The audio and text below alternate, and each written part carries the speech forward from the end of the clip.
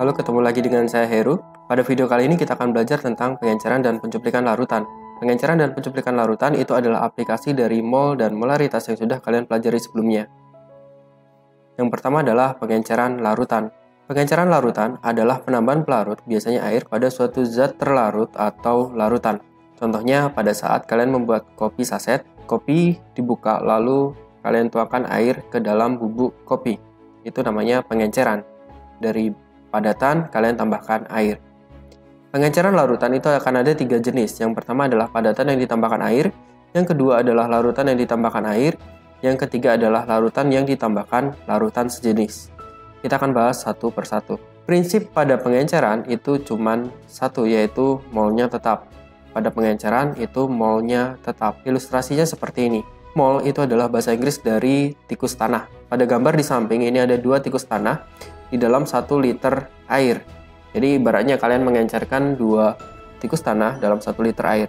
Jika kalian tambahkan air sampai 10 liter, jumlah tikus tanahnya tetap sama.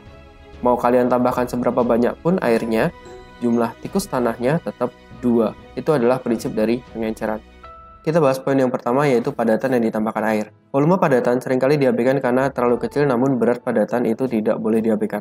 Oke, di sini ada ilustrasinya. Di sini saya punya padatan yang berwarna biru, dimasukkan ke dalam air dan akan menghasilkan larutan yang berwarna biru. Langsung masuk ke contoh. Misalnya, NaOH mempunyai MR 40 gram per mol. Jika 0,2 gram natrium hidroksida dilarutkan dalam 50 ml air, maka berapa nilai konsentrasi larutan NaOH tersebut? Ingat, pada pengenceran molnya tetap. Lalu yang kedua, volume padatan seringkali diabaikan karena terlalu kecil, namun berat tidak boleh diabaikan. Nah, langkah pertama adalah kalian mencari mol dari NaOH. Molaritas adalah mol dibagi liter larutan. Mol dari NaOH adalah 0,2 gram dibagi 40. Karena di sini volumenya 50 ml, maka saya lebih suka mengubah 0,2 gram menjadi miligram, yaitu 200 mg.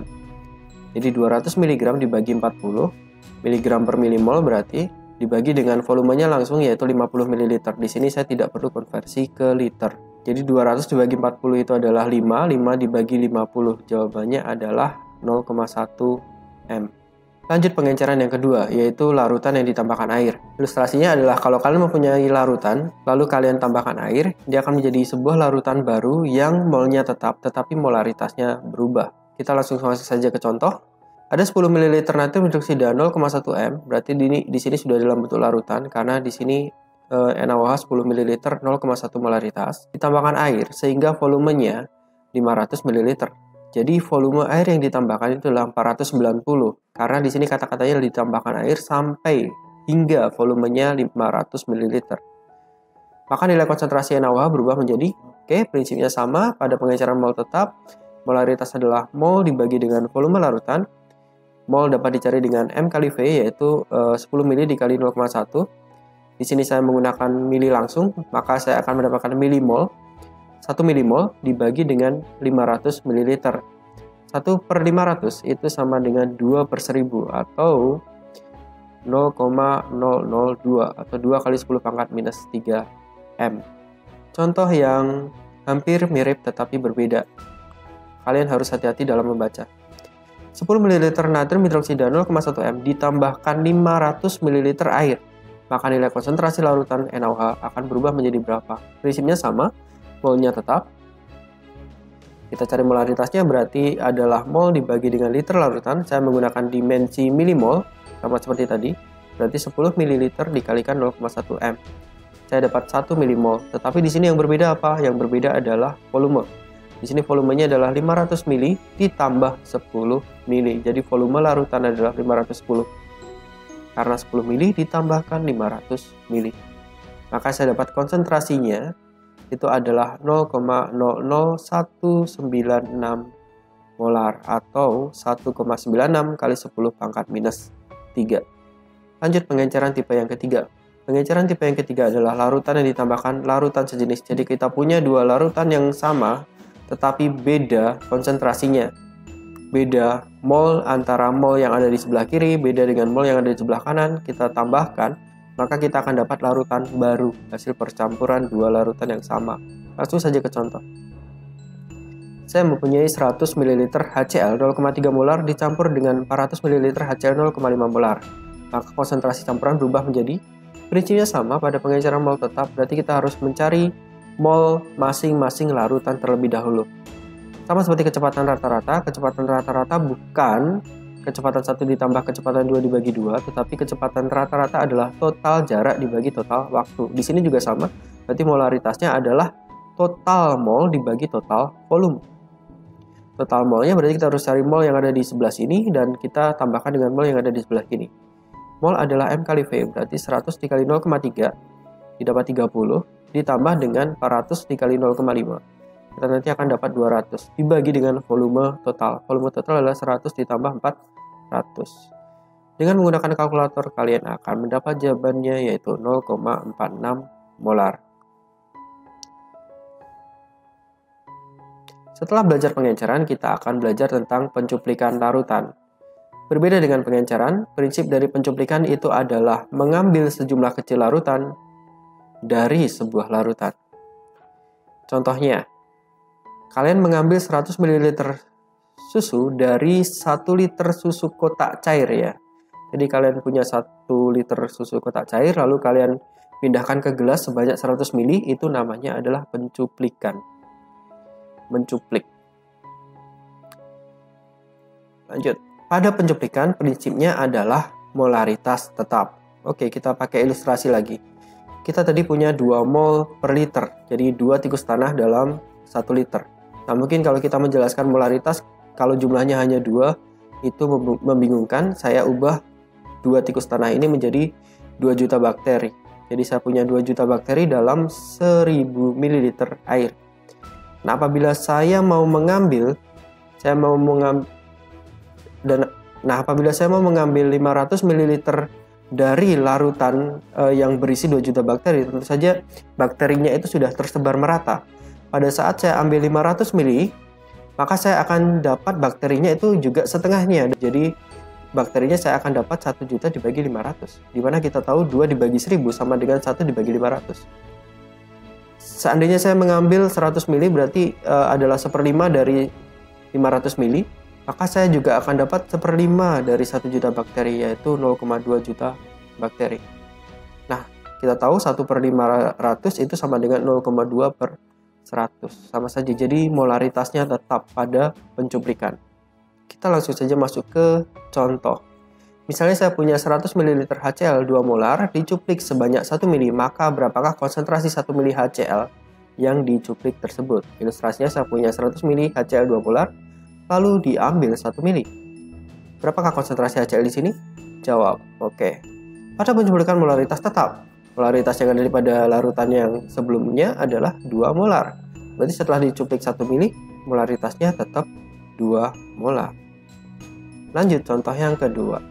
Oke. 10 mmol HCl 100 ml dicuplik sebanyak 1 ml, maka konsentrasi 1 ml HCl itu berapa? Nah, saya ilustrasikan, saya punya 10 mmol HCl 100 ml dicuplik 1 ml. Berapa konsentrasi HCl-nya?